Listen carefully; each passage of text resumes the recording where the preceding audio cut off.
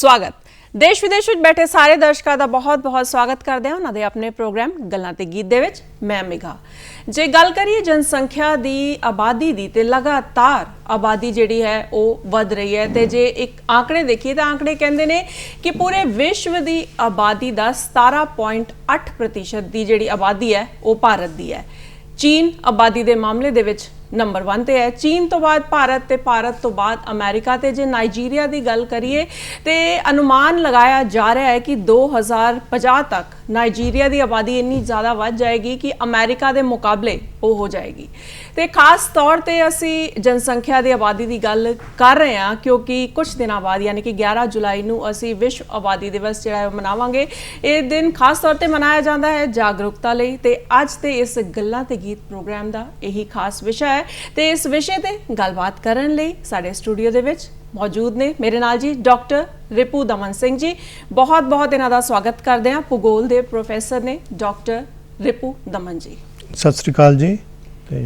Programme की शुरुआत करते हैं तो जिदा कि 11 जुलाई को असी वर्ल्ड पॉपूलेशन डे मनाना है तो यही साढ़े अज का इस प्रोग्राम का खास विषय है। तो ये बारे गलबात करांगे। तो पहले तो तुहाडे तो यही जानते हैं कि जे गल करिए 1800 सन तो पहले दी तो उस वेले जिहड़ी आबादी इन्नी ज़्यादा नहीं सी ते 1800 तो बाद लगातार आबादी जिहड़ी है तेज़ी दे नाल वध रही है। ये क्यों है? हाँ जी मेघा जी, जे असी हिस्टरी विच देखिए जी तो इंडस्ट्रीयल रेवोल्यूशन जदों यूरोप विच आया 1750 तो 1850 दे विच ना, इस दौरान जिहड़ी तब्दीली हुई यूरोप विच वो जनसंख्या जिहड़ी एग्रीकल्चर तो इंडस्ट्रीयल वल वधनी शुरू हो गई। उत्थे एजुकेशन लैवल वधिया, जिहड़ी लोकां दी माइग्रेशन है रूरल टू अर्बन ज़्यादा होनी शुरू हो गई। नाल नाल जिहड़ी मैडिकल साइंसिस विच तरक्की हुई जी, ਉਹਦੇ ਨਾਲ ਕੀ ਹੋਇਆ कि ਜਿਹੜੇ ਡੈਥ ਰੇਟ ਹੈ ਉਹ ਘਟ ਗਈ ਜੀ ਜੀ ਤੇ ਬਰਥ ਰੇਟ ਉਨਾ ਹੀ ਬਰਕਰਾਰ ਰਿਹਾ ਤੇ ਉਸ ਕਰਕੇ ਜਿਹੜੀ ਪਾਪੂਲੇਸ਼ਨ ਵਧਣਾ ਸ਼ੁਰੂ ਹੋ ਗਈ। उस कारण जिहड़ी पॉपूलेशन जिहड़ी तेज़ी ਦੇ ਨਾਲ ਵਧਣਾ ਸ਼ੁਰੂ ਹੋ ਗਈ ਕਿਉਂਕਿ ਫਿਰ ਜਦੋਂ ਬੇਸ ਜ਼ਿਆਦਾ ਵੱਧ ਗਿਆ ਤੇ ਉਹਦਾ ਕਿਊਮੂਲੇਟਿਵ ਇਫੈਕਟ ਉਹ ਪਾਪੂਲੇਸ਼ਨ ਹੋਰ ਜ਼ਿਆਦਾ ਵਧਣ ਲੱਗ ਪਈ। ਜਿਵੇਂ ਅਸੀਂ ਦੇਖ ਸਕਦੇ ਹਾਂ ਕਿ 1804 ਤੱਕ ਵਿਸ਼ਵ ਦੀ ਆਬਾਦੀ ਸਿਰਫ 1 ਅਰਬ ਹੋਈ ਸੀ शुरू तो लैके जी, जी। पर अगले 123 सालों विच 1927 तक ये 2 अरब हो गई। तो 1927 तो बाद तीसरा अरब जुड़न लई उन्होंने सिर्फ 33 साल लगे। 1960 विच 3 अरब हो गई। उस तो बाद जे आपां देखिए 1974 विच ये 4 अरब तक पहुँच गई तो 1987 विच 5 अरब पहुँच गई। क्योंकि ये आबादी इन्नी रफ्तार नाल वध रही सी। जे आपां इहनूं देखिए तो इनफैक्ट 11 जुलाई जिहड़ा सी पापूलेशन डे भी मनाने आ, 11 जुलाई नूं 1987 विच पापूलेशन 5 अरब पहुँच गई। अच्छा। तो उस चीज़ नूं ध्यान विच रखते हुए यूनाइटेड नेशनस ने 1989 तो बाद इनू पापूलेशन डे दे रूप विच मनाना शुरू किया ताकि लोकां विच जागरूकता लिआंदी जा सके ताकि वधदी आबादी नूं थोड़ा कंट्रोल किया जा सके। ये बारे भी गल करांगे। तो इस वेले सवाल ये करना बनता है कि विकसित देश ते विकासशील देश इन्हां दोनों देशों का जे एक कंपैरिजन करिए, एक तुलना करिए तो जनसंख्या के वाधे दे विच अंतर क्यों है? हाँ जी मेघा जी, जिवें आपां जानते हैं क्योंकि इंडस्ट्रीयल रेवोल्यूशन यूरोप विच ही आया पहला जी जी, आबादी उत्थे वधनी शुरू हुई पर उत्थे आबादी वधन दे नाल नाल एजुकेशन लैवल भी वधिया तो जिहड़ी इकोनॉमी है वो एग्रीकल्चर तो इंडस्ट्रीयल हो गई, अर्बनाइजेशन वधी। उस दे दौरान ये होया कि उन्होंने एजुकेशन वधन नाल जॉइंट फैमिली तो फिर न्यूक्लीयर होंदी गई, वो सारे सिस्टम चेंजिस होंदे गए तो पापूलेशन कंट्रोल भी उत्थे होना शुरू हो गया। जी जी, बाद विच आपां देखते हैं कि सैकेंड वर्ल्ड वार तो बाद उत्थे बेबी बूम जरूर आया पर बाद विच कंट्रासैप्शनस आ गए या दूसरे तरीके आ गए जिन्हां नाल पापूलेशन नूं कंट्रोल किया जा सके। पर जिवें असी देखते हैं कि जिवें जिवें विकासशील देश जिवें आज़ाद हुए वो सैकेंड वर्ल्ड वार तो बाद हुए हुण एक तो नवा जोश हुंदा है, दूसरा एजुकेशन लैवल तो इन्ना ज़्यादा नहीं सीगा, रूरल सोसाइटीज़ हैं एग्रीकल्चर वाल ज़्यादा सीगियां पर मैडिकल फैसिलिटीज़ आनियां शुरू हो गई तो उस करके जिहड़ा जनसंख्या विस्फोट जिन्हों असीं कह दिंदे हैं पापूलेशन एक्सप्लोजन वो डेवलपिंग कंट्री विच 1960-70 के दहाकिਆਂ ਵਿੱਚ बहुत होया ਤੇ ਪਾਪੂਲੇਸ਼ਨ ਇੱਥੇ ਬਹੁਤ ਜ਼ਿਆਦਾ ਵਧਣੀ ਸ਼ੁਰੂ ਹੋ ਗਈ ਜੀ। ਹੁਣ ਜੇ ਅਸੀਂ ਕੰਪੇਅਰ ਕਰੀਏ ਡਿਵੈਲਪਿੰਗ ਕੰਟਰੀ ਵਿੱਚ ਪਾਪੂਲੇਸ਼ਨ ਬਹੁਤ ਜ਼ਿਆਦਾ ਹੈ ਤੇ ਡਿਵੈਲਪਡ ਕੰਟਰੀ ਨੇ ਕੰਟਰੋਲ ਕੀਤੀ ਹੋਈ ਹੈ। ਜੀ ਜੀ, ਬਿਲਕੁਲ ਠੀਕ ਗੱਲ ਹੈ। ਤੇ ਖਾਸ ਤੌਰ ਤੇ 11 ਜੁਲਾਈ ਦਾ ਜਿਹੜਾ ਦਿਨ ਹੈ ਉਹ ਚੁਣਿਆ ਗਿਆ ਵਰਲਡ ਪਾਪੂਲੇਸ਼ਨ ਡੇ ਮਨਾਉਣ ਲਈ, ਇਹਦੇ ਪਿੱਛੇ ਕੀ ਇਤਿਹਾਸ ਹੈ?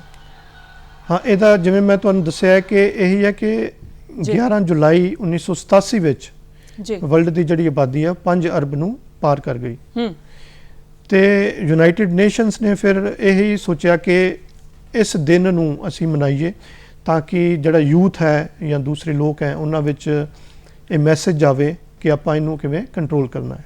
ਜੀ ਜੀ, ਤੇ ਲੋੜ ਕਿਉਂ ਬਣਾਈ? ਮਤਲਬ ਕੀ ਹਾਲਾਤ ਪੈਦਾ ਹੋਏ ਜਾਂ ਕੀ ਐਸੀ परिस्थितियां पैदा ਹੋਈ, ਕਿਉਂ ਲੋੜ ਪਈ ਇਹ ਖਾਸ ਦਿਨ ਮਨਾਉਣ ਦੀ? ਖਾਸ ਲੋੜ ਇਹੀ ਹੈ ਕਿਉਂਕਿ ਅਸੀਂ ਤਵੱਜੋ ਨਹੀਂ ਦੇ ਰਹੇ, ਤਵੱਜੋ ਨਹੀਂ ਦਿੱਤੀ ਜਾ ਰਹੀ, ਤਵੱਜੋ ਨਹੀਂ ਸੀ ਦਿੱਤੀ ਜਾ ਰਹੀ ਕਿਉਂਕਿ ਡਿਵੈਲਪਡ ਕੰਟਰੀ ਤਾਂ ਕੰਟਰੋਲ ਵਿੱਚ ਨੇ। ਬਿਲਕੁਲ ਬਿਲਕੁਲ, ਉਹ ਤਾਂ ਇਨਫੈਕਟ ਜਿਹੜੀ ਪਾਪੂਲੇਸ਼ਨ ਹੈ ਏਸ਼ੀਆ ਜਾਂ ਅਫਰੀਕਾ ਜਾਂ ਦੂਸਰੇ ਦੇਸ਼ਾਂ ਤੋਂ ਮੰਗਵਾਉਂਦੇ ਨੇ ਜਿਹੜੀ ਮਾਈਗ੍ਰੇਸ਼ਨ ਹੁੰਦੀ ਹੈ ਉੱਥੇ ਵਰਕ ਕਰਨ ਲਈ। ਪਰ ਜਿਹੜੇ ਇੱਥੇ ਹੈ ਕਿਉਂਕਿ ਸਰਪਲਸ ਹੈ ਪਾਪੂਲੇਸ਼ਨ ਤੇ ਐਜੂਕੇਸ਼ਨ ਲੈਵਲ ਇੰਨਾ ਜ਼ਿਆਦਾ ਨਹੀਂ ਹੈ, ਜੁਆਇੰਟ ਸਿਸਟਮ ਹਲੇ ਵੀ ਨੇ, ਰੂਰਲ ਸੁਸਾਇਟੀਜ਼ ਨੇ, ਫਿਊਡਲ ਨੇ ਤੇ ਇੱਥੇ ਆਬਾਦੀ ਵਿੱਚ ਕੋਈ ਰੋਕਥਾਮ ਇੰਨੀ ਨਹੀਂ ਸੀਗੀ ਤੇ ਇਸ ਲਈ ਕਿਉਂਕਿ ਹੁਣ ਜਿਵੇਂ ਜਿਵੇਂ ਅਰਬਨਾਈਜੇਸ਼ਨ ਆ ਰਹੀ ਹੈ ਜੀ, ਐਜੂਕੇਸ਼ਨ ਵੀ ਵੱਧ ਰਿਹਾ ਹੈ, ਨੋ ਡਾਊਟ ਪਾਪੂਲੇਸ਼ਨ ਵਿੱਚ ਫਰਕ ਪੈ ਰਿਹਾ ਹੈ ਗਰੋਥ ਰੇਟ ਵਿੱਚ। ਪਰ ਜੇ ਆਪਾਂ ਦੇਖੀਏ ਫਿਰ ਵੀ ਕੁਝ ਦੇਸ਼ ਅਜਿਹੇ ਨੇ ਜਿਨ੍ਹਾਂ 'ਚ ਪਾਪੂਲੇਸ਼ਨ ਬਹੁਤ ਸਪੀਡ ਦੇ ਨਾਲ ਬਹੁਤ ਰੈਪਿਡਲੀ ਜਿਹੜੀ ਹੈ ਇਨਕਰੀਜ਼ ਕਰ ਰਹੀ ਹੈ ਜੀ। ਹੁਣ ਜੇ ਆਪਾਂ ਕੰਪੇਅਰ ਕਰੀਏ ਚਾਈਨਾ ਨੇ ਕੰਟਰੋਲ ਕਰ ਲਿਆ, ਹੁਣ ਚਾਈਨੀਜ਼ ਰੈਵੋਲੂਸ਼ਨ ਤੋਂ ਬਾਅਦ ਜਿਹੜੀ ਨਵੀਂ ਸਰਕਾਰ ਆਈ, ਚਾਹੇ ਉੱਥੇ ਤਾਨਾਸ਼ਾਹੀ ਸਰਕਾਰ ਹੈ ਪਰ ਉਹਨਾਂ ਨੇ ਪਾਪੂਲੇਸ਼ਨ ਨੂੰ ਕੰਟਰੋਲ ਕੀਤਾ ਜੀ ਜੀ, ਚਾਹੇ ਉਹਨਾਂ ਨੇ ਜ਼ਬਰਦਸਤੀ ਕੀਤੀ ਲੋਕਾਂ ਨਾਲ, ਉਹਨਾਂ ਨੂੰ ਫੋਰਸ ਕੀਤਾ ਕਿ ਵਨ ਚਾਈਲਡ ਪਾਲਿਸੀ ਰਵੇ ਪਰ ਉਹ ਕੁਝ ਹੱਦ ਤੱਕ ਸਫਲ ਰਹੇ ਨੇ ਪਾਪੂਲੇਸ਼ਨ ਨੂੰ ਕੰਟਰੋਲ ਕਰਨ ਦੇ। ਜੀ ਜੀ, ਹੁਣ ਜੇ ਅਸੀਂ ਇਸੇ ਚੀਜ਼ ਨੂੰ ਲਈਏ ਕਿ ਹਿੰਦੁਸਤਾਨ ਵਿੱਚ 1975 ਵਿੱਚ ਐਮਰਜੈਂਸੀ ਵੀ ਆਈ, ਉਸ ਦੌਰਾਨ ਨਸ਼ਾਬੰਦੀ ਨੂੰ ਵੀ ਪ੍ਰੋਤਸਾਹਨ ਦਿੱਤਾ ਗਿਆ ਕੁਝ ਹੱਦ ਤੱਕ ਪਰ ਲੋਕਾਂ ਨੇ ਉਹਨਾਂ ਨੂੰ ਨਹੀਂ ਸਰਾਇਆ ਕਿਉਂਕਿ ਇੰਡੀਆ ਬੀਇੰਗ ਅ ਡੈਮੋਕ੍ਰੇਸੀ ਇੱਥੇ ਇੰਨਾ ਨਹੀਂ ਸੀਗਾ ਤੇ ਇੰਡੀਆ ਨੇ ਵਨ ਚਾਈਲਡ ਪਾਲਿਸੀ ਕਦੇ ਨਹੀਂ ਅਪਲਾਈ ਪਰ ਐਜੂਕੇਸ਼ਨ ਨੂੰ ਪ੍ਰਮੋਟ ਕੀਤਾ ਕਿ ਹੌਲੀ ਹੌਲੀ ਐਜੂਕੇਸ਼ਨ ਦੇ ਨਾਲ ਜਿਹੜਾ ਹੈ ਉਹ ਜਿਹੜੀ ਗਰੋਥ ਹੈ ਪਾਪੂਲੇਸ਼ਨ ਦੀ ਉਹ ਹੌਲੀ ਹੌਲੀ ਘਟੇਗੀ। ਜੇ ਆਪਾਂ ਕੰਪੇਅਰ ਕਰੀਏ 60-70 ਦੇ ਦਹਾਕਿਆਂ ਵਿੱਚ ਜਿਹੜੀ ਗਰੋਥ ਰੇਟ ਹੁੰਦੀ ਸੀ ਪਾਪੂਲੇਸ਼ਨ ਦੀ ਉਸ ਤੋਂ ਹੁਣ ਬਹੁਤ ਘੱਟ ਹੈ ਜੀ ਜੀ, ਪਰ ਕਿਉਂਕਿ ਬੇਸ ਹੀ ਇੰਨਾ ਜ਼ਿਆਦਾ ਹੋ ਚੁੱਕਾ ਹੈ ਕਿ ਆਬਾਦੀ ਉਹ ਵੱਧ ਰਹੀ ਹੈ। ਇਹਨੂੰ ਸਟੈਬਲਾਈਜ਼ ਹੋਣ ਲਈ ਜਿਵੇਂ ਆਪਾਂ ਪਾਪੂਲੇਸ਼ਨ ਪਾਲਿਸੀ ਦੇਖੀਏ ਤੇ 2045 ਤੱਕ ਉਮੀਦ ਹੈ ਕਿ ਭਾਰਤ ਦੀ ਆਬਾਦੀ ਜਿਹੜੀ ਹੈ ਸਟੇਬਲ ਹੋ ਜਾਏਗੀ ਤੇ ਉਸ ਤੋਂ ਬਾਅਦ ਫਿਰ ਹੌਲੀ ਹੌਲੀ ਹੋ ਸਕਦਾ ਹੈ ਘਟੇ ਵੀ ਜੀ। ਤੇ ਜਾਗਰੂਕਤਾ ਲਈ ਹਰ ਸਾਲ ਜਿਹੜੀ ਹੈ ਉਹ ਇੱਕ ਥੀਮ ਵੀ ਖਾਸ ਤੌਰ ਤੇ ਵਰਲਡ ਪਾਪੂਲੇਸ਼ਨ ਡੇ ਤੇ ਇੱਕ ਥੀਮ ਵੀ ਜਿਹੜੀ ਹੈ ਉਹ ਸਾਂਝੀ ਕੀਤੀ ਜਾਂਦੀ ਹੈ ਤੇ 2021 ਦੀ ਜਿਹੜੀ ਥੀਮ ਹੈ ਉਹ ਕੀ ਹੋਏਗੀ? ਮੇਗਾ ਜੀ 2021 ਦਾ ਜਿਹੜਾ ਹੈ ਇਹਨਾਂ ਨੇ ਰੱਖਿਆ ਹੈ ਕਿ rights and choices are the answer to stabilize the world population। ਹੁਣ ਜੇ ਅਸੀਂ ਗੱਲ ਕਰੀਏ ਬੇਬੀ ਬੂਮ ਜਾਂ ਬੇਬੀ ਬਸਟ, ਠੀਕ ਹੈ, ਬੇਬੀ ਬੂਮ ਅਸੀਂ ਉਹ ਕਹਿ ਦਿੰਦੇ ਹਾਂ ਕਿ ਜਦੋਂ ਆਬਾਦੀ ਬਹੁਤ ਸਪੀਡ ਨਾਲ ਵੱਧਦੀ ਹੈ ਬੱਚਿਆਂ ਦੀ ਤਾਦਾਦ ਵੱਧ ਜਾਂਦੀ ਹੈ ਤੇ ਬੇਬੀ ਬਸਟ ਉਹ ਹੈ ਕਿ ਜਦੋਂ ਬੱਚਿਆਂ ਦੀ ਤਾਦਾਦ ਘਟ ਜਾਂਦੀ ਹੈ। ਹੁਣ ਪਰ ਜੇ ਅਸੀਂ ਆਬਾਦੀ ਨੂੰ ਜ਼ਬਰਦਸਤੀ ਤਾਂ ਨਹੀਂ ਰੋਕ ਸਕਦੇ ਪਰ ਜੇ ਲੋਕ ਪੜ੍ਹੇ ਲਿਖੇ ਹੋਣਗੇ ਉਹਨਾਂ ਨੂੰ ਆਪਣੀ ਰਿਸਪੌਂਸਿਬਿਲਟੀਜ਼ ਦਾ ਧਿਆਨ ਹੋਏਗਾ ਤੇ ਆਟੋਮੈਟਿਕਲੀ ਜਿਹੜੀ ਹੈ ਫੈਮਿਲੀ ਦਾ ਸਾਈਜ਼ ਉਹ ਘਟ ਜਾਂਦਾ ਹੈ। ਬਿਲਕੁਲ ਠੀਕ ਹੈ। ਤੇ ਜੇ 11 ਜੁਲਾਈ ਨੂੰ ਜਿਸ ਤਰ੍ਹਾਂ ਵਰਲਡ ਪਾਪੂਲੇਸ਼ਨ ਡੇ ਮਨਾਇਆ ਜਾਏਗਾ ਤੇ ਕਿਸ ਤਰ੍ਹਾਂ ਇਸ ਦਿਨ ਨੂੰ ਮਨਾਇਆ ਜਾਂਦਾ ਹੈ ਤਾਂ ਕਿ ਲੋਕਾਂ ਨੂੰ ਵੱਧ ਤੋਂ ਵੱਧ ਜਾਗਰੂਕ ਕੀਤਾ ਜਾ ਸਕੇ? ਹਾਂ, ਜਿਵੇਂ ਸੋਸ਼ਲ ਮੀਡੀਆ ਹੋ ਗਿਆ, ਮੀਡੀਆ ਜਿਵੇਂ ਅੱਜ ਅਸੀਂ ਗੱਲਬਾਤ ਵੀ ਕਰ ਰਹੇ ਹਾਂ, ਇੱਕ ਮਾਧਿਅਮ ਹੈ ਕਿ ਅਸੀਂ ਦੱਸ ਸਕੀਏ, ਲੋਕਾਂ ਨੂੰ ਜਾਗਰੂਕ ਕਰ ਸਕੀਏ ਕਿ ਪਾਪੂਲੇਸ਼ਨ ਬਹੁਤ ਰੈਪਿਡਲੀ ਵੱਧ ਰਹੀ ਹੈ, ਇਹਨੂੰ ਕੰਟਰੋਲ ਕਰਨਾ ਜ਼ਰੂਰੀ ਹੈ ਜੀ ਜੀ। ਤੇ ਇਸ ਤੋਂ ਇਲਾਵਾ ਜਿਵੇਂ ਰੈਲੀਆਂ ਕੱਢੀਆਂ ਜਾਂਦੀਆਂ ਨੇ, ਪਿੰਡਾਂ ਵਿੱਚ ਕਈ ਵਾਰ ਨੁੱਕੜ ਨਾਟਕ ਦਾ ਆਯੋਜਨ ਹੁੰਦਾ ਹੈ ਜਾਂ ਹੋਰ ਕੋਈ ਵਰਕਸ਼ਾਪ ਵੀ ਕਰਾਈ ਜਾਂਦੀ ਹੈ। ਹੁਣ ਕਈ ਯੂਨੀਵਰਸਿਟੀਜ਼ ਵਿੱਚ ਅਡਲਟ ਐਜੂਕੇਸ਼ਨ ਡਿਪਾਰਟਮੈਂਟ ਹੁੰਦੇ ਹੈ। ਹੁਣ ਕਿਉਂਕਿ ਹਰ ਲੋਕ ਤਾਂ ਪੜ੍ਹੇ ਲਿਖੇ ਨਹੀਂ ਹੈ ਪਰ ਕੁਝ ਲੋਕ ਜਿਨ੍ਹਾਂ ਨੂੰ ਜਿਹੜੇ ਦੇਰ ਨਾਲ ਜਿਨ੍ਹਾਂ ਨੂੰ ਅਸੀਂ ਸਮਝਾ ਸਕਦੇ ਹਾਂ, ਪੜ੍ਹਾ ਸਕਦੇ ਹਾਂ, ਉਹਨਾਂ ਤੱਕ ਮੈਸੇਜ ਆਵੇ ਕਿ ਪਾਪੂਲੇਸ਼ਨ ਨੂੰ ਕੰਟਰੋਲ ਰੱਖਣਾ ਹੈ, ਕਿਵੇਂ ਕਰਨਾ ਹੈ ਤੇ ਇਹ ਸਾਰੀਆਂ ਤਰੀਕੇ ਹਨ ਜੀ। ਤੇ ਜਿਸ ਤਰ੍ਹਾਂ ਲਗਾਤਾਰ ਤੇਜ਼ੀ ਦੇ ਨਾਲ ਆਬਾਦੀ ਵੱਧ ਰਹੀ ਹੈ ਤੇ ਇਹਦੇ ਕੀ ਜਿਹੜੇ ਪ੍ਰਭਾਵ ਹੈ ਉਹ ਪੈ ਰਹੇ ਨੇ ਵੱਧਦੀ ਆਬਾਦੀ ਦੇ ਨਾਲ? ਮੇਗਾ ਜੀ, ਜਿਵੇਂ ਅਸੀਂ ਜਾਣਦੇ ਹਾਂ ਕਿ ਜਿਵੇਂ ਆਬਾਦੀ ਵਧੇਗੀ ਸੰਸਾਧਨ ਜਿਹੜੇ ਆ ਉਹ ਘਟਦੇ ਜਾਣਗੇ ਜੀ ਤੇ ਪਰ ਕੈਪੀਟਲ ਟਰਮ ਵਿੱਚ ਹਰ ਇੱਕ ਚੀਜ਼ ਘਟੀ ਜਾਏਗੀ। ਮਹਿੰਗਾਈ ਵੱਧ ਰਹੀ ਹੈ, ਕ੍ਰਾਈਮ ਰੇਟ ਵੱਧ ਰਿਹਾ ਹੈ, ਪੋਵਰਟੀ ਵੱਧ ਰਹੀ ਹੈ ਜੀ ਤੇ ਇਹ ਸਾਰੀਆਂ ਚੀਜ਼ਾਂ ਫਿਰ এনवायरमेंट ਤੇ ਬਹੁਤ ਜ਼ਿਆਦਾ ਇਫੈਕਟ ਪੈ ਰਿਹਾ ਹੈ। ਜੀ ਇਹ ਸਾਰੀਆਂ ਚੀਜ਼ਾਂ ਹੀ ਹੈ ਕਿਉਂਕਿ ਆਬਾਦੀ ਵਧੇਗੀ, ਸਾਨੂੰ ਹੋਰ ਚੀਜ਼ਾਂ ਨੂੰ ਉਤਪਾਦਨ ਕਰਨ ਲਈ ਕਰਨਾ ਪਏਗਾ, ਫਿਰ ਅਸੀਂ ਜ਼ਿਆਦਾ ਪੈਦਾਵਾਰ ਕਰਨ ਲਈ ਸ਼ਾਰਟਕਟ ਅਪਣਾਉਂਦੇ ਹਾਂ। ਹੁਣ ਜਿਵੇਂ ਗ੍ਰੀਨ ਰੈਵੋਲੂਸ਼ਨ ਹੀ ਹੈ ਜੀ ਕਿਉਂਕਿ ਆਬਾਦੀ ਵਧਣੀ ਸੀਗੀ, ਸਾਨੂੰ ਭੋਜਨ ਦੀ ਲੋੜ ਹੈ, ਫੂਡ ਦੀ ਲੋੜ ਹੈ। ਗ੍ਰੀਨ ਰੈਵੋਲੂਸ਼ਨ ਆਇਆ, ਨੋ ਡਾਊਟ ਪ੍ਰੋਡਕਟਿਵਿਟੀ ਵਧੀ, ਪਰ ਉਹਦੇ ਵਿੱਚ ਅਸੀਂ ਕੀ ਕੀਤਾ, ਯੂਜ਼ ਆਫ ਪੈਸਟੀਸਾਈਡ, ਫਰਟੀਲਾਈਜ਼ਰ ਬਹੁਤ ਵੱਧ ਗਿਆ ਤੇ ਉਹ ਜ਼ਹਿਰੀਲਾ ਕਰਤਾ ਉਹਨੇ ਸਭ ਕੁਝ। ਤੇ ਇਹ ਜਿਹੜੇ ਇਫੈਕਟ ਹੈ, ਨੋ ਡਾਊਟ ਅਸੀਂ ਟੈਕਨੋਲੋਜੀ ਨਾਲ ਸੰਸਾਧਨ ਵਧਾ ਸਕਦੇ ਹਾਂ, ਪਰ ਉਹ ਵੀ ਕਿਸੇ ਸੀਮਾ ਤੱਕ ਵਧਾ ਸਕਦੇ ਹਾਂ, ਪਰ ਜਦੋਂ ਅਸੀਂ ਜ਼ਿਆਦਾ ਕਰਾਂਗੇ ਤਾਂ ਹਰ ਚੀਜ਼ ਵਿੱਚ ਨੁਕਸਾਨ ਹੈ। ਬਿਲਕੁਲ, ਤੇ ਸਾਨੂੰ ਉਹਨਾਂ ਚੀਜ਼ਾਂ ਦਾ ਵੀ ਧਿਆਨ ਰੱਖਣਾ ਪਏਗਾ। ਜੀ ਬਿਲਕੁਲ ਠੀਕ ਗੱਲ ਹੈ। ਤੇ ਜੇ ਤੱਥ ਦੇਖੀਏ ਤੇ ਦੁਨੀਆ ਦੀ ਜਿਹੜੀ ਆਬਾਦੀ ਹੈ ਪੂਰੀ, ਉਹਦੇ ਬਾਰੇ ਉਹਦੇ ਕੀ ਤੱਥ ਨੇ? ਮੇਗਾ ਜੀ, ਜੇ ਅਸੀਂ ਦੇਖੀਏ ਇਸ ਵੇਲੇ ਦੁਨੀਆ ਦੀ ਆਬਾਦੀ ਲਗਭਗ 7.8 ਅਰਬ ਜੀ ਪਹੁੰਚ ਗਈ ਹੈ, ਜਿਹੜੀ ਕਿ 1804 ਵਿੱਚ 1 ਅਰਬ ਸੀਗੀ। ਅੱਛਾ। ਤੇ ਜੋ 1987 ਵਿੱਚ 5 ਅਰਬ ਹੋ ਗਈ ਤੇ ਹੁਣ ਪ੍ਰੋਜੈਕਸ਼ਨ ਇਹ ਹੈ ਕਿ 2024 ਤੱਕ ਇਹ 8 ਅਰਬ ਹੋ ਜਾਏਗੀ। ਅੱਛਾ। ਤੇ 2042 ਜਾਂ 45 ਤੱਕ ਇਹ ਜਿਹੜੀ ਹੈ 9 ਅਰਬ ਜਾਂ 50 ਤੋਂ ਬਾਅਦ ਇਹ 10 ਅਰਬ ਤੱਕ ਵੀ ਪਹੁੰਚ ਜਾਏਗੀ। ਹੁਣ ਅਰਥ ਤਾਂ ਉਹੀ ਹੈ ਜੀ, ਸੰਸਾਧਨ ਵੀ ਉਨੇ ਹੀ ਨੇ।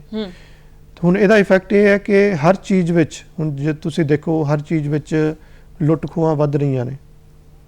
ਹੁਣ ਜਿਹੜੇ ਤਾਂ ਰਿਸੋਰਸਿਸ ਪੜ੍ਹ ਲਿਖ ਕੇ ਨੌਕਰੀ ਕਰ ਸਕਦੇ ਨੇ, ਆਪਣੀ ਇੱਕ ਵਧੀਆ ਜ਼ਿੰਦਗੀ ਜੀ ਸਕਦੇ ਨੇ, ਉਹ ਠੀਕ ਹੈ, ਪਰ ਜਿਹੜੇ ਲੋਕ ਇਸ ਰੇਸ ਵਿੱਚ ਪਿੱਛੇ ਰਹਿ ਗਏ, ਜ਼ਿਆਦਾ ਪੜ੍ਹ ਲਿਖ ਨਹੀਂ ਸਕੇ, ਉਹ ਫਿਰ ਕ੍ਰਾਈਮ ਵਿੱਚ ਆਉਣਗੇ, ਪਾਵਰਟੀ ਵਿੱਚ ਵਾਧਾ ਹੋਏਗਾ। ਇਹ ਸਾਰੀਆਂ ਪ੍ਰੋਬਲਮਸ ਜਿਹੜੀਆਂ ਇਹ ਵੱਧਦੀ ਆਬਾਦੀ ਕਰਕੇ ਹੀ ਹੈਗੀਆਂ ਨੇ। ਵੱਧਦੀ ਆਬਾਦੀ ਕਰਕੇ ਜਿਹੜੀਆਂ ਇਹ ਸਾਰੀਆਂ ਪ੍ਰੋਬਲਮਸ ਵੱਧ ਰਹੀਆਂ ਨੇ ਜੀ। ਤੇ ਤੁਸੀਂ ਵਿਸ਼ਵ ਦੀ ਜਿਹੜੀ ਆਬਾਦੀ, ਉਹਦੇ ਤੱਥ ਜਿਹੜੇ ਦੱਸੇ, ਜੇ ਭਾਰਤੀ ਜਿਹੜੀ ਆਬਾਦੀ ਤੇਜ਼ੀ ਨਾਲ ਵੱਧ ਰਹੀ, ਉਹਦੇ ਕੀ ਤੱਥ ਨੇ? ਹਾਂਜੀ, ਜੇ ਅਸੀਂ ਦੇਖੀਏ ਭਾਰਤ ਵਿੱਚ 17.8% ਲਗਭਗ ਵਰਲਡ ਦੀ ਆਬਾਦੀ ਹੈ। ਬਿਲਕੁਲ। 2011 ਦਾ ਜਿਹੜਾ ਸੈਂਸਸ ਸੀਗਾ ਉਹਦੇ ਵਿੱਚ 1 ਅਰਬ 21 ਕਰੋੜ ਆਬਾਦੀ ਸੀਗੀ, ਜੋ ਕਿ ਹੁਣ ਵੱਧ ਕੇ 1 ਅਰਬ 39 ਕਰੋੜ ਜੀ ਦੇ ਕਰੀਬ ਹੋ ਗਈ ਹੈ। ਜੇ ਅਸੀਂ ਦੇਖੀਏ ਲਗਭਗ 18 ਕਰੋੜ ਆਬਾਦੀ ਵਧੀ ਹੈ ਇੱਕ ਦਹਾਕੇ ਵਿੱਚ ਪਿਛਲੇ। ਤੇ ਹੁਣ ਇਹੀ ਜੇ ਰਫਤਾਰ ਰਹੀ, ਇਹ ਹੋਰ ਐਡੀਸ਼ਨ ਹੋਏਗਾ। ਹੁਣ ਰਿਸੋਰਸਿਸ ਤਾਂ ਉਹੀ ਨੇ। ਬਿਲਕੁਲ। ਤੇ ਇਸ ਕਰਕੇ, ਪਰ ਇਹ ਹੈ ਕਿ ਜਿਵੇਂ ਜਿਵੇਂ ਲਿਟਰੇਸੀ ਵੱਧ ਰਹੀ ਹੈ, ਪਾਪੂਲੇਸ਼ਨ ਵੀ ਕੰਟਰੋਲ ਹੋਈ ਹੈ ਕੁਝ ਹੱਦ ਤੱਕ, ਪਰ ਕੁਝ ਇੱਕ ਸਟੇਟਸ ਨੇ ਜਿਨ੍ਹਾਂ ਨੂੰ ਅਸੀਂ ਪਹਿਲਾਂ ਬਿਮਾਰੂ ਸਟੇਟ ਵੀ ਕਹਿੰਦੇ ਸੀਗੇ ਜੀ, ਜਿਨ੍ਹਾਂ ਵਿੱਚ ਬਿਹਾਰ ਹੋ ਗਿਆ, ਉੱਤਰ ਪ੍ਰਦੇਸ਼ ਹੋ ਗਿਆ, ਰਾਜਸਥਾਨ, ਮੱਧ ਪ੍ਰਦੇਸ਼ ਵਗੈਰਾ, ਇਹਨਾਂ ਨੂੰ ਬਿਮਾਰੂ ਸਟੇਟ ਕਿਹਾ ਜਾਂਦਾ ਹੈ ਕਿਉਂਕਿ ਇੱਥੇ ਆਬਾਦੀ ਬਹੁਤ ਜ਼ਿਆਦਾ ਹੈ ਤੇ ਇੱਥੇ ਦੀ ਗਰੋਥ ਰੇਟ ਵੀ ਸਭ ਤੋਂ ਜ਼ਿਆਦਾ ਹੈ। ਅੱਜ ਕੱਲ੍ਹ ਉਹ ਬਿਮਾਰੂ ਵਰਡ ਅਸੀਂ ਨਹੀਂ ਯੂਜ਼ ਕਰਦੇ ਕਿਉਂਕਿ ਉਹ ਨੈਗੇਟਿਵ ਲਿਆ ਜਾਂਦਾ ਹੈ। ਗਵਰਨਮੈਂਟ ਨੇ ਐਮਪਾਵਰਡ ਐਕਸ਼ਨ ਗਰੁੱਪ ਇੱਕ ਬਣਾਇਆ ਇਹਨਾਂ 8 ਸਟੇਟਸ ਦਾ ਜੀ। ਹੁਣ ਜੇ ਅਸੀਂ ਇਹਨਾਂ 8 ਸਟੇਟ ਵਿੱਚ ਪਾਪੂਲੇਸ਼ਨ ਦੀ ਗਰੋਥ ਰੇਟ ਕੰਟਰੋਲ ਕਰ ਲਈਏ ਤੇ ਇੰਡੀਆ ਦੀ ਆਬਾਦੀ ਜਿਹੜੀ ਹੈ ਉਹ ਵੀ ਕੰਟਰੋਲ ਵਿੱਚ ਆ ਜਾਏਗੀ ਤੇ ਸਟੈਬਲਾਈਜ਼ ਹੋ ਜਾਏਗੀ। ਪਰ ਜੇ ਇਹ ਰਫਤਾਰ ਇਹੀ ਰਹੀ ਤੇ ਆਬਾਦੀ ਹੋਰ ਵਧੇਗੀ ਕਿਉਂਕਿ ਬਾਕੀ ਜੇ ਆਪਾਂ ਦੇਖ ਲਈਏ ਜਿੰਨੇ ਵੀ ਸਟੇਟਸ ਨੇ ਜਿੱਥੇ ਲਿਟਰੇਸੀ ਰੇਟ ਜ਼ਿਆਦਾ ਹੈ, ਉੱਥੇ ਪਾਪੂਲੇਸ਼ਨ ਦਾ ਗਰੋਥ ਰੇਟ ਘੱਟ ਹੈ। ਬਿਲਕੁਲ। ਹੁਣ ਆਪਾਂ ਜੇ ਸਿਰਫ ਉੱਤਰ ਪ੍ਰਦੇਸ਼ ਦੀ ਗੱਲ ਕਰੀਏ, ਕੱਲੇ ਉੱਤਰ ਪ੍ਰਦੇਸ਼ ਵਿੱਚ ਹੀ 22 ਕਰੋੜ ਤੋਂ ਜ਼ਿਆਦਾ ਆਬਾਦੀ ਹੈ ਜੀ, ਜਿਹੜੀ ਕਿ ਪਾਕਿਸਤਾਨ ਤੋਂ ਜ਼ਿਆਦਾ ਹੈ। ਪਾਕਿਸਤਾਨ ਇੱਕ ਮੁਲਕ ਹੈ ਸੈਪਰੇਟ, यूपी ਤੋਂ ਬਹੁਤ ਛੋਟਾ ਹੈ ਪਰ ਉਹਦੀ ਆਬਾਦੀ ਬਹੁਤ ਜ਼ਿਆਦਾ ਹੈ ਜੀ। ਤੇ ਇਸੇ ਤਰ੍ਹਾਂ ਹੁਣ ਜੇ ਇਹ ਆਬਾਦੀ ਨਾ ਰੁਕੀ ਤਾਂ ਫਿਰ ਤਾਂ ਹੋਰ ਵਧੇਗਾ, ਹੋਰ ਪ੍ਰੋਬਲਮਸ ਫਿਊਚਰ ਵਿੱਚ ਆਉਣਗੀਆਂ। ਜੀ ਬਿਲਕੁਲ ਠੀਕ ਹੈ। ਤੇ ਜਿਸ ਤਰ੍ਹਾਂ ਤੁਸੀਂ ਪਹਿਲੇ ਦੱਸਿਆ ਕਿ ਵੱਧਦੀ ਜਿਹੜੀ ਆਬਾਦੀ ਉਹਦੇ ਕੀ ਪ੍ਰਭਾਵ ਪੈ ਰਹੇ ਨੇ, ਹੈ ਨਾ, ਕੀ ਉਹਦੇ ਨੁਕਸਾਨ ਹੋ ਸਕਦੇ ਨੇ, ਕਿਹੜੀ ਸਮੱਸਿਆਵਾਂ ਹੋਰ ਸਾਡੇ ਸਾਹਮਣੇ ਆ ਸਕਦੀਆਂ ਨੇ। ਤੇ ਜੇ ਇਸ ਤੋਂ ਉਲਟ ਗੱਲ ਕਰੀਏ ਕਿ ਵੱਧਦੀ ਆਬਾਦੀ ਦੇ ਜਿਹੜੇ ਲਾਭ ਵੀ ਨੇ, ਫਾਇਦੇ ਵੀ ਨੇ? ਹਾਂਜੀ ਮੇਗਾ ਜੀ, ਅਸੀਂ ਜਿਵੇਂ ਇੱਕ ਟਰਮ ਯੂਜ਼ ਕਰਦੇ ਹਾਂ ਪਾਪੂਲੇਸ਼ਨ ਡਿਵੀਡੈਂਡ। ਅੱਛਾ। ਜਨਸੰਖਿਆ ਲਾਭ ਜਿਹਨੂੰ ਅਸੀਂ ਕਹਿ ਸਕਦੇ ਹਾਂ। ਹੁਣ ਪਾਪੂਲੇਸ਼ਨ ਡਿਵੀਡੈਂਡ ਦਾ ਮੀਨਿੰਗ ਅਸੀਂ ਇਸ ਤਰ੍ਹਾਂ ਲੈਂਦੇ ਹਾਂ ਕਿ ਭਾਰਤ ਵਿੱਚ ਯੂਥ ਦੀ ਆਬਾਦੀ ਸਭ ਤੋਂ ਜ਼ਿਆਦਾ ਹੈ। ਬਿਲਕੁਲ। ਕਿਉਂਕਿ ਯੂਥ ਜਿਹੜਾ ਹੈ ਇਹੀ ਵਰਕਿੰਗ ਹੈਂਡਸ ਨੇ। ਹੁਣ ਜਿੰਨੀ ਯੂਥ ਦੀ ਆਬਾਦੀ ਹੋਏਗੀ ਉਨੀ ਕੰਮ ਦੀ ਜਿਹੜੀ ਹੈ ਜ਼ਿਆਦਾ ਹੋਏਗੀ ਰਫਤਾਰ, ਪ੍ਰੋਡਕਟਿਵਿਟੀ ਵਧੇਗੀ ਉਹਦੇ ਨਾਲ। ਪਰ ਸਾਨੂੰ ਧਿਆਨ ਦੇਣ ਦੀ ਗੱਲ ਇਹ ਹੈ ਕਿ ਜਿਹੜੀ ਇਹ ਆਬਾਦੀ ਯੂਥ ਦੀ ਜ਼ਿਆਦਾ ਹੈ, ਕੀ ਇਹ ਠੀਕ ਹੈ? ਉਹ ਪੜ੍ਹ ਲਿਖ ਰਹੀ ਹੈ, ਜੀ ਜੀ ਉਹ ਸਹੀ ਰਸਤੇ ਤੇ ਹੈ। ਅਦਰਵਾਈਜ਼ ਤਾਂ ਜੇ ਆਪਾਂ ਦੇਖੀਏ, ਜੇ ਲਿਟਰੇਸੀ ਰੇਟ ਉਹਨਾਂ ਸਟੇਟ ਵਿੱਚ ਨਹੀਂ ਵੱਧ ਰਿਹਾ, ਪਾਵਰਟੀ ਵੱਧ ਰਹੀ ਹੈ, ਜੀ ਤੇ ਉਹਦਾ ਨੁਕਸਾਨ ਹੈ। ਕ੍ਰਾਈਮ ਰੇਟ ਵੱਧ ਰਿਹਾ ਹੈ, ਜੀ ਜੀ ਠੀਕ ਹੈ। ਹੁਣ ਰੂਰਲ ਟੂ ਅਰਬਨ ਮਾਈਗ੍ਰੇਸ਼ਨ ਜਿਹੜੀ ਹੋ ਰਹੀ ਹੈ, ਉਹਨੂੰ ਤਾਂ ਕੋਈ ਨਹੀਂ ਰੋਕ ਸਕਦਾ, ਪਰ ਜਿਹੜਾ ਹੈ ਕਿ ਅਨਕੰਟਰੋਲਡ ਮਾਈਗ੍ਰੇਸ਼ਨ ਦੇ ਨਾਲ ਵੀ ਜਿਹੜੇ ਅਰਬਨ ਸਿਟੀ ਵਿੱਚ ਸਲਮਸ ਜਿਹੜੇ ਹੈ ਜ਼ਿਆਦਾ ਵੱਧ ਰਹੇ ਹੈ। ਜੇ ਆਪਾਂ ਗੱਲ ਕਰੀਏ ਬੰਬੇ ਵਿੱਚ ਧਾੜਵੀ ਹੈ, ਹੂੰ ਹੂੰ ਹੁਣ ਧਾੜਵੀ ਨੂੰ ਏਸ਼ੀਆ ਦਾ ਸਭ ਤੋਂ ਵੱਡਾ ਸਲਮ ਕਿਹਾ ਜਾਂਦਾ ਹੈ, ਜੀ ਜੀ ਜਿਹਦੀ ਆਪਣੀ ਆਬਾਦੀ 1 ਮਿਲੀਅਨ ਤੋਂ ਜ਼ਿਆਦਾ ਹੈ, 10 ਲੱਖ ਤੋਂ ਜ਼ਿਆਦਾ।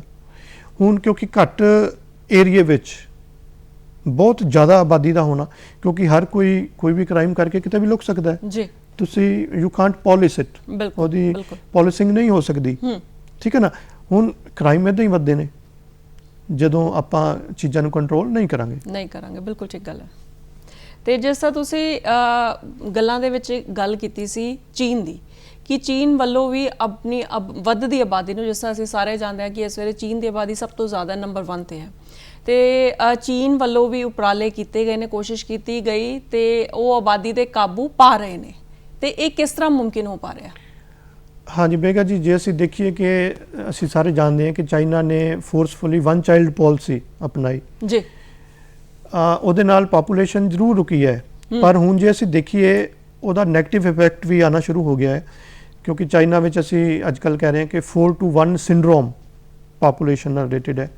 4:1 ਦਾ ਮੀਨਿੰਗ ਇੱਥੇ ਹੋਇਆ ਕਿ 4 ਜਿਹੜੇ ਹੈ ਦਾਦਾ ਦਾਦੀ ਨਾਨਾ ਨਾਨੀ ਹੋ ਗਏ ਜੀ, 2 ਪੇਰੈਂਟਸ ਹੋ ਗਏ ਜੀ, ਤੇ 1 ਬੱਚਾ ਹੋ ਗਿਆ। ਅੱਛਾ, ਹੁਣ ਜਿਹੜਾ ਉਹ 1 ਬੱਚਾ ਹੈ, ਉਹ ਮਤਲਬ ਇੱਕ ਆਪਾਂ ਦੇਖੀਏ ਕਿ ਪਾਪੂਲੇਸ਼ਨ ਸਕਵੀਜ਼ ਹੋ ਗਈ। ਹੁਣ ਇਹ ਜੇ ਕਾਫੀ ਵੱਡੇ ਲੈਵਲ ਤੇ ਹੋਵੇ, ਬੱਚਿਆਂ ਦੀ ਆਬਾਦੀ ਉੱਥੇ ਘਟ ਗਈ ਹੈ, ਤੇ ਬਜ਼ੁਰਗਾਂ ਦੀ ਆਬਾਦੀ ਵਧਣਾ ਸ਼ੁਰੂ ਹੋ ਗਈ ਹੈ ਜੀ। ਹੁਣ ਕਿਉਂਕਿ ਹਾਲੇ ਤਾਂ ਫਿਰ ਵੀ ਸਿਚੁਏਸ਼ਨ ਲਗਭਗ ਠੀਕ ਹੈ, ਪਰ ਫਿਊਚਰ ਵਿੱਚ ਕਿਉਂਕਿ ਬੱਚੇ ਘੱਟ ਨੇ, ਉਹੀ ਬੱਚਿਆਂ ਨੇ ਵੱਡੇ ਹੋਣਾ ਹੈ ਤੇ ਅੱਗੇ ਵਧਣਾ ਹੈ, ਤੇ ਬਜ਼ੁਰਗਾਂ ਦੀ ਆਬਾਦੀ ਵਧਣ ਨਾਲ ਰਿਟਾਇਰਮੈਂਟ ਏਜ ਤੋਂ ਵੱਧ ਜਦੋਂ ਆਬਾਦੀ ਵੱਧ ਜਾਏਗੀ, ਉਹ ਵੀ ਇੱਕ ਇਕਨੋਮੀ ਤੇ ਬਰਡਨ ਹੋਣ ਲੱਗ ਪੈਂਦਾ ਹੈ ਜੀ ਜੀ। ਤੇ ਜੇ ਬੱਚਿਆਂ ਦੀ ਆਬਾਦੀ ਘੱਟ ਹੈ, ਫਿਊਚਰ ਵਿੱਚ ਉੱਥੇ ਪਾਪੂਲੇਸ਼ਨ ਡਿਕਲਾਈਨ ਹੋਣਾ ਸ਼ੁਰੂ ਹੋ ਜਾਏਗਾ। ਜਿਵੇਂ ਆਪਾਂ ਦੇਖੀਏ ਕਾਫੀ ਯੂਰਪ ਦੇ ਦੇਸ਼ ਹੈ, ਜਾਂ ਰਸ਼ੀਆ ਹੋ ਗਿਆ, ਈਵਨ ਜਾਪਾਨ ਹੋ ਗਿਆ, ਉੱਥੇ ਹੁਣ ਪਾਪੂਲੇਸ਼ਨ ਡਿਕਲਾਈਨ ਤੇ ਹੈ, ਕਿਉਂਕਿ 올ਡ ਏਜ ਪਾਪੂਲੇਸ਼ਨ ਬਹੁਤ ਜ਼ਿਆਦਾ ਹੈ, ਤੇ ਉਸ ਲਈ ਫਿਰ ਤੁਹਾਨੂੰ ਮਾਈਗ੍ਰੈਂਟਸ ਦੀ ਲੋੜ ਪੈਂਦੀ ਹੈ, ਜਿਹੜੇ ਉੱਥੇ ਆ ਕੇ ਕੰਮ ਕਰ ਸਕਣ ਜਾਂ ਹੋਰ ਕਰ ਸਕਣ ਜੀ। ਹੁਣ ਚਾਈਨਾ ਨੇ ਆਪਣੀ ਇਸ ਪਾਲਿਸੀ ਵਿੱਚ ਫਿਰ ਬਦਲ ਕੀਤਾ ਹੈ ਜੀ। ਉਹਨਾਂ ਨੇ 1 ਚਾਈਲਡ ਜਿਹੜਾ ਸੀਗਾ ਕਿ ਜਿਹੜੇ ਪੇਰੈਂਟਸ ਆਪਣੇ ਪੇਰੈਂਟਸ ਦੇ ਸਿੰਗਲ ਚਾਈਲਡ ਸੀਗੇ, ਉਹ ਹੁਣ 2 ਜਾਂ 3 ਬੱਚੇ ਕਰ ਸਕਦੇ ਨੇ ਜੀ, ਤਾਂ ਕਿ ਉੱਥੇ ਦਾ ਪਾਪੂਲੇਸ਼ਨ ਜਿਹੜੀ ਹੈ ਥੋੜੀ ਸਟੈਬਲਾਈਜ਼ ਹੋ ਸਕੇ, ਫਿਊਚਰ ਵਿੱਚ ਇਹਦਾ ਜ਼ਿਆਦਾ ਨੁਕਸਾਨ ਨਾ ਹੋਵੇ ਜੀ। ਬਿਲਕੁਲ ਠੀਕ ਗੱਲ ਹੈ। ਤੇ ਜੇ ਮੁੜ ਫਿਰ ਭਾਰਤ ਦੀ ਆਬਾਦੀ ਦੀ ਗੱਲ ਕਰੀਏ, ਤੇ ਭਾਰਤ ਦੀ ਜਿਹੜੀ ਆਬਾਦੀ ਹੈ ਉਹਨੂੰ ਕਿਸ ਤਰ੍ਹਾਂ ਵੰਡਿਆ ਗਿਆ, ਵੰਡ ਕਿਸ ਤਰ੍ਹਾਂ ਕੀਤੀ ਗਈ ਹੈ ਉਹਦੀ? ਮੇਗਾ ਜੀ, ਜੇ ਅਸੀਂ ਦੇਖੀਏ ਕਿਉਂਕਿ ਭਾਰਤ ਦੀ ਵਿੱਚ 17.8% ਪਾਪੂਲੇਸ਼ਨ ਰਹਿ ਰਹੀ ਹੈ ਜੀ, ਪਰ ਹਰ ਹਿੱਸੇ ਵਿੱਚ ਪਾਪੂਲੇਸ਼ਨ ਉਨੀ ਨਹੀਂ ਹੈ। ਇਹਦੇ ਵਿੱਚ ਜੀਓਗ੍ਰਾਫੀਕਲ ਫੈਕਟਰ ਜਾਂ ਫਿਜ਼ੀਓਗ੍ਰਾਫੀਕਲ ਫੈਕਟਰ ਆਪਾਂ ਕਹਿ ਲਈਏ ਬਹੁਤ ਵੱਡਾ ਰੋਲ ਕਰਦੇ ਨੇ। ਹੁਣ ਜਿਵੇਂ ਪਲੇਨ ਏਰੀਆ ਵਿੱਚ ਕਿਉਂਕਿ ਉੱਥੇ ਐਗਰੀਕਲਚਰ ਜ਼ਿਆਦਾ ਹੈ, ਫੂਡ ਸਪਲਾਈ ਜ਼ਿਆਦਾ ਹੈ, ਤੇ ਪਾਪੂਲੇਸ਼ਨ ਵੀ ਜ਼ਿਆਦਾ ਹੁੰਦੀ ਹੈ। ਹੁਣ ਜਿਵੇਂ ਆਪਾਂ ਪਲੈਟਿਊ 'ਚ ਜਾਈਏ ਥੋੜੀ ਘਟ ਜਾਏਗੀ, ਪਹਾੜਾਂ ਵਿੱਚ ਆਬਾਦੀ ਹੋਰ ਘਟ ਜਾਏਗੀ, ਜਾਂ ਡੈਜ਼ਰਟ ਏਰੀਆ 'ਚ ਡੈਂਸਿਟੀ ਘਟ ਜਾਏਗੀ, ਉਹਦੇ ਕਰਕੇ ਹੈ ਜੀ। ਹੁਣ ਜਿਵੇਂ ਆਪਾਂ ਦੇਖੀਏ ਇੰਡੋ ਗੰਗੈਟਿਕ ਪਲੇਨ ਵਿੱਚ ਹੀ ਆਪਾਂ ਜੇ ਦੇਖ ਸਕੀਏ 50 ਕਰੋੜ ਤੋਂ ਜ਼ਿਆਦਾ ਆਬਾਦੀ ਹੈ, ਜੇ ਆਪਾਂ ਇੰਡੋ ਗੰਗੈਟਿਕ ਪਲੇਨ ਪੂਰਾ ਲਈਏ, ਤੇ ਦੁਨੀਆ ਦਾ ਸਭ ਤੋਂ ਡੈਂਸਲੀ ਪਾਪੂਲੇਟਿਡ ਏਰੀਆ ਵਿੱਚੋਂ ਆਉਂਦਾ ਹੈ ਜੀ। ਪਰ ਜੇ ਆਪਾਂ ਕੰਪੇਅਰ ਕਰੀਏ ਕੁਛ ਇੱਕ ਛੋਟੇ ਸਟੇਟ ਨੇ ਜਾਂ ਨਾਰਥ ਈਸਟਰਨ ਸਟੇਟਸ ਨੇ, ਉੱਥੇ ਆਬਾਦੀ ਬਹੁਤ ਘੱਟ ਹੈ। ਜੇ ਆਪਾਂ ਡੈਂਸਿਟੀ ਦੀ ਗੱਲ ਕਰੀਏ, ਬਿਹਾਰ ਹੋ ਗਿਆ, ਵੈਸਟ ਬੰਗਾਲ ਹੋ ਗਿਆ, ਇਹਨਾਂ ਵਿੱਚ ਪਾਪੂਲੇਸ਼ਨ ਡੈਂਸਿਟੀ ਬਹੁਤ ਜ਼ਿਆਦਾ ਹੈ। ਪਰ ਸਿੱਕਿਮ ਹੈ ਕਿਉਂਕਿ ਛੋਟਾ ਜਿਹਾ ਰਾਜ ਹੈ, ਉੱਥੇ ਡੈਂਸਿਟੀ, ਜਾਂ ਅਰੁਣਾਚਲ ਪ੍ਰਦੇਸ਼ ਹੈ ਜਿੱਥੇ ਡੈਂਸਿਟੀ ਬਹੁਤ ਜ਼ਿਆਦਾ ਘੱਟ ਹੈ, 1000 ਮਤਲਬ 1 ਸਕੁਅਰ ਕਿਲੋਮੀਟਰ ਵਿੱਚ 17 ਲੋਕ ਨੇ ਜੀ। ਤੇ ਜੇ ਆਪਾਂ ਬਿਹਾਰ ਵਿੱਚ ਦੇਖੀਏ ਤਾਂ 1100 ਤੋਂ ਜ਼ਿਆਦਾ ਨੇ ਜੀ। ਡੈਂਸਿਟੀ ਦਾ ਬਹੁਤ ਫਰਕ ਹੈ, ਇਦਾਂ ਵਖਰੇਵਾਂ ਹੈ। ਹੁਣ ਜਿੱਥੇ ਆਬਾਦੀ ਜ਼ਿਆਦਾ ਹੋਏਗੀ, ਪਰ ਕੈਪੀਟਲ ਟਰਮ ਵਿੱਚ ਰਿਸੋਰਸਿਸ ਦੀ ਘਾਟ ਹੋਏਗੀ, ਤੇ ਬਾਕੀ ਜਿਹੜੀਆਂ ਐਸੋਸੀਏਟਿਡ ਪ੍ਰੋਬਲਮਸ ਹੈ ਉਹ ਰਹਿਣਗੀਆਂ। ਬਿਲਕੁਲ। ਤੇ ਜੇ ਅੱਜ ਕੱਲ੍ਹ ਦਾ ਜਿਹੜਾ ਮਾਹੌਲ ਚੱਲ ਰਿਹਾ ਉਹਦੀ ਗੱਲ ਕਰੀਏ, ਕਰੋਨਾ ਮਹਾਮਾਰੀ ਦੀ ਜੇ ਅਸੀਂ ਗੱਲ ਕਰੀਏ, ਹੈ ਨਾ, ਪੂਰਾ ਵਿਸ਼ਵ ਜਿਹੜਾ ਹੈ ਕਰੋਨਾ ਮਹਾਮਾਰੀ ਤੋਂ ਪ੍ਰਭਾਵਿਤ ਹੈ, ਤੇ ਇਹ ਕਰੋਨਾ ਮਹਾਮਾਰੀ ਜਿਹੜੀ ਹੈ ਉਹ ਪੂਰੇ ਵਿਸ਼ਵ ਦੀ ਜਨਸੰਖਿਆ ਤੇ ਕੀ ਅਸਰ ਪਾ ਰਹੀ ਹੈ, ਕਿਸ ਤਰ੍ਹਾਂ ਅਸਰ ਪਾ ਰਹੀ ਹੈ? ਹਾਂਜੀ ਮੇਗਾ ਜੀ, ਜਿਵੇਂ ਅਸੀਂ ਜਾਣਦੇ ਹਾਂ ਕਿ ਕਰੋਨਾ ਕਰਕੇ ਕਾਫੀ ਡੈਥਸ ਹੋ ਰਹੀਆਂ ਨੇ, ਜੀ ਜੀ, ਪਰ ਜੇ ਆਪਾਂ ਓਵਰਆਲ ਦੇਖੀਏ ਇਹਦਾ ਡੈਥ ਰੇਟ ਬਹੁਤ ਜ਼ਿਆਦਾ ਨਹੀਂ ਹੈ। ਅੱਛਾ, ਸਿਰਫ 2 ਜਾਂ 3% ਤੱਕ ਹੋਏਗਾ। ਪਰ ਅਸੀਂ ਰੋਜ਼ ਜਿੱਦਾਂ ਦੇਖਦੇ ਹਾਂ ਕਿ ਬਹੁਤ ਸਾਰੇ ਲੋਕ ਜਿਹੜੇ ਹੈ ਕਰੋਨਾ ਤੋਂ ਜੰਗ ਹਾਰ ਜਾਂਦੇ ਨੇ, ਡੈਥ ਰੇਟ ਮਤਲਬ ਕਾਫੀ ਜੋ ਨਜ਼ਰ ਆਉਂਦਾ ਹੈ। ਡੈਥਸ ਹੋ ਰਹੀਆਂ ਨੇ, ਨੋ ਡਾਊਟ ਡੈਥਸ ਹੋ ਰਹੀਆਂ ਨੇ, ਪਰ ਜੇ ਆਪਾਂ ਦੇਖੀਏ ਕਿ ਲੋਕਡਾਊਨ ਦੇ ਦੌਰਾਨ ਵੀ ਹੁਣ ਜਦੋਂ ਟ੍ਰੈਫਿਕ ਹੀ ਨਹੀਂ ਚੱਲ ਰਿਹਾ ਸੀ, ਕਿਉਂਕਿ ਕਾਫੀ ਡੈਥਸ ਤਾਂ ਟ੍ਰੈਫਿਕ ਵਿੱਚ ਐਕਸੀਡੈਂਟਸ ਨਾਲ ਵੀ ਬਹੁਤ ਹੁੰਦੀਆਂ ਨੇ, ਜੀ ਉਹ ਉਸ ਦੌਰਾਨ ਨਹੀਂ ਹੋਈਆਂ। ਨਹੀਂ ਹੋਈਆਂ। ਜਾਂ ਆਪਾਂ ਦੇਖਦੇ ਹਾਂ ਕਿ ਦੂਸਰੀ ਡੈਥ ਰੇਟ ਵੀ ਓਵਰਆਲ ਘਟੀ ਹੈ, ਪਰ ਕਰੋਨਾ ਨਾਲ ਨੋ ਡਾਊਟ ਆਬਾਦੀ ਕੁਛ ਹੱਦ ਤੱਕ ਘਟੇਗੀ, ਪਰ ਦੂਸਰਾ ਆਪਾਂ ਜੇ ਦੇਖੀਏ ਕਿ ਬਾਉਂਸ ਬੈਕ ਥਿਊਰੀ ਵੀ ਹੈ ਇੱਕ, ਉਹਦੇ ਨਾਲ ਇਹ ਹੁੰਦਾ ਕਿ ਕੋਈ ਵੀ ਜੇ ਇੱਦਾਂ ਦਾ ਕੁਝ ਨੁਕਸਾਨ ਹੁੰਦਾ ਹੈ ਪਾਪੂਲੇਸ਼ਨ ਦਾ, ਉਸ ਤੋਂ ਬਾਅਦ ਪਾਪੂਲੇਸ਼ਨ ਆਪਣੇ ਆਪ ਵਧਣਾ ਸ਼ੁਰੂ ਹੋ ਜਾਂਦੀ ਹੈ, ਤਾਂ ਕਿ ਉਹ ਆਪਣੇ ਆਪ ਨੂੰ ਇੱਕ ਬੈਲੈਂਸ ਤੇ ਲੈ ਆਵੇ। ਤੇ ਮੈਨੂੰ ਲੱਗਦਾ ਹੈ ਕਿ ਪਾਪੂਲੇਸ਼ਨ ਦਾ ਇਫੈਕਟ ਇੰਨਾ ਜ਼ਿਆਦਾ ਨਹੀਂ ਹੋਏਗਾ ਇਸ ਦੇ ਕਰਕੇ, ਕਿਉਂਕਿ ਇਹ ਉਸੇ ਰਫਤਾਰ ਨਾਲ ਥੋੜਾ ਬਹੁਤ ਹੋ ਸਕਦਾ ਹੈ ਕਿ ਕੁਝ ਸਾਲ ਬਾਅਦ ਵੱਧ ਜਾਵੇ, ਪਰ ਉਸ ਰਫਤਾਰ ਨਾਲ ਵੱਧ ਰਹੀ ਹੈ। ਇਕਨੋਮੀ ਨੂੰ ਜ਼ਰੂਰ ਬਹੁਤ ਜ਼ਿਆਦਾ ਨੁਕਸਾਨ ਹੋਇਆ ਹੈ ਕਰੋਨਾ ਕਰਕੇ। ਬਿਲਕੁਲ ਠੀਕ ਗੱਲ ਤੁਸੀਂ ਕਹਿ ਰਹੇ ਹੋ। ਤੇ ਗੱਲ ਫਿਰ ਇਹ ਕਰੀਏ ਕਿ ਜਿਸ ਤਰ੍ਹਾਂ 11 ਜੁਲਾਈ ਨੂੰ ਵਰਲਡ ਪਾਪੂਲੇਸ਼ਨ ਡੇ ਮਨਾਇਆ ਜਾਏਗਾ, ਤੇ ਜਾਗਰੂਕਤਾ ਲਈ ਕੀ ਕੁਝ ਹੋਰ ਕੀਤਾ ਜਾਂਦਾ? ਜੇ ਸ਼ਹਿਰਾਂ ਦੀ ਵੀ ਗੱਲ ਕਰੀਏ, ਪਿੰਡਾਂ ਦੀ ਵੀ ਗੱਲ ਕਰੀਏ, ਤੇ ਕਿਸ ਤਰ੍ਹਾਂ ਜਾਗਰੂਕ ਜਿਹੜਾ ਹੈ ਲੋਕਾਂ ਨੂੰ ਕੀਤਾ ਜਾਂਦਾ? ਮੇਗਾ ਜੀ, ਅਸੀਂ ਇਹੀ ਕਰ ਸਕਦੇ ਹਾਂ ਕਿ ਜਿਵੇਂ ਇਦਾਂ ਦੇ ਸ਼ੋਅ ਹੋਰ ਕਰੀਏ, ਜਿੱਦਾਂ ਅਜੇ ਉਪਰਾਲਾ ਕੀਤਾ ਜਾ ਰਿਹਾ ਹੈ। ਇਹ ਉਪਰਾਲਾ ਕੀਤਾ ਜਾ ਰਿਹਾ ਹੈ ਵੱਖ-ਵੱਖ ਪਲੇਟਫਾਰਮ ਵਿੱਚ, NGOs ਦੀ ਮਦਦ ਨਾਲ ਅਸੀਂ ਜਾਗਰੂਕਤਾ ਨੂੰ ਫੈਲਾਈਏ। ਜਿਵੇਂ ਰੈਲੀਜ਼ ਕੀਤੀਆਂ ਜਾਂਦੀਆਂ ਨੇ ਜੀ, ਤਾਂ ਕਿ ਲੋਕਾਂ ਵਿੱਚ ਇੱਕ ਜਾਗਰੂਕਤਾ ਆਵੇ। ਜੇ ਜੋ ਲੋਕ ਜਾਗਰੂਕ ਹੋਣਗੇ, ਉਹਨਾਂ ਨੂੰ ਪਤਾ ਹੋਏਗਾ ਕਿ ਆਬਾਦੀ ਨੂੰ ਕੰਟਰੋਲ ਕਰਨਾ ਹੈ, ਤੇ ਨੋ ਡਾਊਟ ਇਹ ਕੰਟਰੋਲ ਵਿੱਚ ਰਹੇਗੀ। ਜੀ ਜੀ, ਸਾਨੂੰ ਉਸ ਲਈ ਇਹ ਜਿਹੜੇ ਹੈ ਸੋਸ਼ਲ ਮੀਡੀਆ ਦੀ ਵੀ ਮਦਦ ਲੈਣੀ ਪਏਗੀ। ਬਾਕੀ ਜਿਹੜੀਆਂ ਵੀ ਸਰਕਾਰੀ ਤੇ ਗੈਰ ਸਰਕਾਰੀ ਏਜੰਸੀਜ਼ ਨੇ, ਉਹ ਆਪਣੇ ਆਪਣੇ ਲੈਵਲ ਤੇ ਵਰਕਸ਼ਾਪਸ ਜਾਂ ਰੈਲੀਜ਼ ਜਾਂ ਕਈ ਵਾਰ ਪਿੰਡਾਂ ਵਿੱਚ ਨੁੱਕੜ ਨਾਟਕ ਵਗੈਰਾ ਵੀ ਕਰਾਏ ਜਾਂਦੇ ਹਨ ਲੋਕਾਂ ਨੂੰ ਜਾਗਰੂਕ ਕਰਨ ਲਈ ਇਸ ਪੱਖ ਤੋਂ। ਜੀ, ਤੇ ਮੀਡੀਆ ਦੇ ਰੋਲ ਨੂੰ ਵੀ ਇੱਥੇ ਅਸੀਂ ਲੈਂਦੇ ਹਾਂ। ਜਿਸ ਤਰ੍ਹਾਂ ਅੱਜ ਇਹ ਬੜਾ ਹਾਂ ਪੱਖੀ ਰੋਲ ਮੀਡੀਆ ਵੱਲੋਂ ਜਿਹੜਾ ਨਿਭਾਇਆ ਜਾ ਰਿਹਾ ਹੈ, ਆਉਣ ਵਾਲੇ ਜਿੱਦਾਂ ਕੁਝ ਦਿਨਾਂ ਬਾਅਦ ਵਰਲਡ ਪਾਪੂਲੇਸ਼ਨ ਡੇ ਹੈ, ਲੋਕਾਂ ਨੂੰ ਜਾਗਰੂਕ ਕੀਤਾ ਜਾ ਰਿਹਾ ਅੱਜ ਦੂਰਦਰਸ਼ਨ ਦੇ ਇਸ ਮੰਚ ਤੋਂ। ਤੇ ਮੀਡੀਆ ਦੀ ਭੂਮਿਕਾ ਨੂੰ ਤੁਸੀਂ ਕਿਸ ਤਰ੍ਹਾਂ ਲੈਂਦੇ ਹੋ? ਮੀਡੀਆ ਦੀ ਬਹੁਤ ਸਕਾਰਾਤਮਕ ਭੂਮਿਕਾ ਹੈ। ਜਿਵੇਂ ਕਿ ਤੁਸੀਂ ਅੱਜ ਮੈਨੂੰ ਬੁਲਾਇਆ ਹੈ, ਅਸੀਂ ਗੱਲਾਂ ਕਰ ਰਹੇ ਨੇ, ਤੇ ਦੂਰਦਰਸ਼ਨ ਦੇ ਤਹਿਤ ਕਾਫੀ ਲੱਖਾਂ ਲੋਕਾਂ ਤੱਕ ਇਹ ਮੈਸੇਜ ਵੀ ਜਾ ਰਿਹਾ ਹੈ ਕਿ ਸਾਨੂੰ ਪਾਪੂਲੇਸ਼ਨ ਨੂੰ ਕੰਟਰੋਲ ਕਰਨਾ ਚਾਹੀਦਾ ਹੈ। ਜੀ, ਬਿਲਕੁਲ ਠੀਕ ਗੱਲ ਹੈ। ਤੇ ਜਿਸ ਤਰ੍ਹਾਂ ਸ਼ੁਰੂਆਤ ਦੇ ਵਿੱਚ ਮੈਂ ਗੱਲ ਕੀਤੀ ਸੀ ਕਿ ਇੱਕ ਅਨੁਮਾਨ ਲਗਾਇਆ ਜਾ ਰਿਹਾ ਹੈ ਨਾਈਜੀਰੀਆ ਬਾਰੇ, ਕਿ ਉੱਥੇ ਦੀ ਪਾਪੂਲੇਸ਼ਨ ਵੀ ਲਗਾਤਾਰ ਤੇਜ਼ੀ ਦੇ ਨਾਲ ਵੱਧ ਰਹੀ ਹੈ। 2050 ਦੇ ਵਿੱਚ ਇੱਕ ਅਨੁਮਾਨ ਹੈ ਕਿ ਉਹ ਅਮਰੀਕਾ ਦੇ ਮੁਕਾਬਲੇ ਆ ਕੇ ਖੜਾ ਹੋ ਜਾਏਗਾ। ਹਾਂਜੀ, ਕਿਉਂਕਿ ਅਫਰੀਕਾ ਵਿੱਚ ਜਿਹੜੀ ਨਾਈਜੀਰੀਆ ਹੈ ਜੀ, ਉਹਦੀ growth rate, population growth rate ਬਹੁਤ ਜ਼ਿਆਦਾ ਹੈ। ਕਿਉਂਕਿ ਜੇ ਆਪਾਂ ਇਹਨੂੰ ਕੰਟਰੋਲ ਨਾ ਕੀਤਾ ਗਿਆ ਤੇ ਇਹ ਜ਼ਰੂਰ ਵਧੇਗੀ। ਤੇ ਅਨੁਮਾਨ ਮੁਤਾਬਿਕ ਇਹੀ ਹੈ ਕਿ ਉਹ ਈਵਨ ਜਿਹੜਾ ਅਮਰੀਕਾ ਇਸ ਵੇਲੇ ਤੀਸਰੇ ਨੰਬਰ ਤੇ ਹੈ, ਉਸ ਤੋਂ ਬਾਅਦ ਨਾਈਜੀਰੀਆ ਉਹਦੀ ਜਗ੍ਹਾ ਲੈ ਲੇਗਾ, ਉਹਦੀ ਆਬਾਦੀ ਵਧੇਗੀ। ਕਿਉਂਕਿ ਅਮਰੀਕਾ ਜਿਹੜਾ ਇੱਕ ਉਹ ਵਿਕਸਿਤ ਦੇਸ਼ ਹੈ, ਉਹਨਾਂ ਦੀ ਗਰੋਥ ਰੇਟ ਬਹੁਤ ਘੱਟ ਹੈ, ਇੱਕ ਤਰ੍ਹਾਂ ਦੀ ਸਟੈਬਲਾਈਜ਼ਡ ਪਾਪੂਲੇਸ਼ਨ ਹੈ, ਉਹਨਾਂ ਨੇ ਮੇਨਟੇਨ ਕੀਤਾ ਹੋਇਆ। ਪਰ ਨਾਈਜੀਰੀਆ ਹੈ, ਕਿਉਂਕਿ ਕਈ ਵਾਰ ਵਿਕਾਸਸ਼ੀਲ ਦੇਸ਼ਾਂ ਨੂੰ ਇਹ ਹੁੰਦਾ ਕਿ ਜਿੰਨੀ ਆਬਾਦੀ ਹੋਏਗੀ ਉਹਨੇ ਵਰਕਿੰਗ ਹੈਂਡਸ ਵੀ ਹੋਣਗੇ। ਬਿਲਕੁਲ ਠੀਕ ਗੱਲ। ਤੇ ਇਸ ਲਈ ਉਹ ਹੈ, ਪਰ ਲੌਂਗ ਰਨ ਵਿੱਚ ਇਹ ਨੁਕਸਾਨ ਹੀ ਹੋਏਗਾ।